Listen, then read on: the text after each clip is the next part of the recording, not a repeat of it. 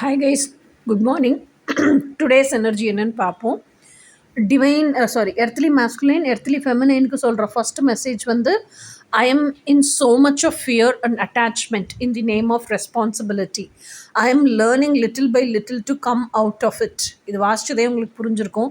யூஸ்வலாக மேஸ்குலைன் சின்ன வயசுலேருந்து எப்படி வளர்க்கப்படுறான்னா, இந்த குடும்பத்தை நீ தான் பார்த்துக்கணும், நீ தான் கொண்டு செலுத்தணும், நீ தான் எல்லாத்தையும் கவனிச்சுக்கணும், எல்லா பொறுப்பையும் நீ தான் ஏற்றுக்கணும், இப்படி தான் வளர்க்கவே செய்கிறாங்க. ஸோ அதனால் அவன் டூ மச்சாக அந்த சோஷியல் கண்டிஷனிங்லேயே வளர்க்கறதுனால சப்போஸ் இந்த ரெஸ்பான்சிபிலிட்டியில இருந்தெல்லாம் நம்ம ஸ்கிப் ஆகிட்டோம்னா என்ன பண்ணுறது அப்படின்னு அந்த ஃபேமிலி அட்டாச்மெண்ட்லேயே தான் வளர்றான்.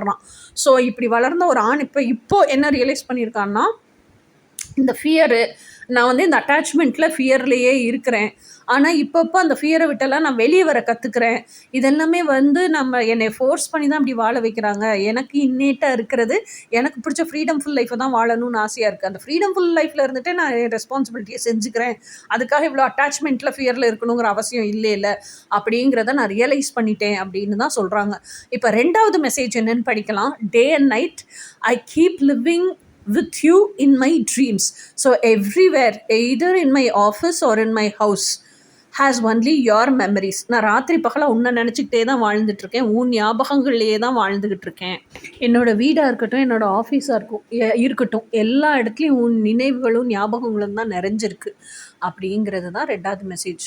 ஸோ இதுதான் கைஸ் இன்னைக்கான உங்கள் எர்த்லி மேஸ்குலைனோட மெசேஜ். எர்த்லி ஃபெமினைனுக்கு நீ நாளைக்கான மெசேஜ் என்ன நாளைக்கு பார்ப்போம். Until then by.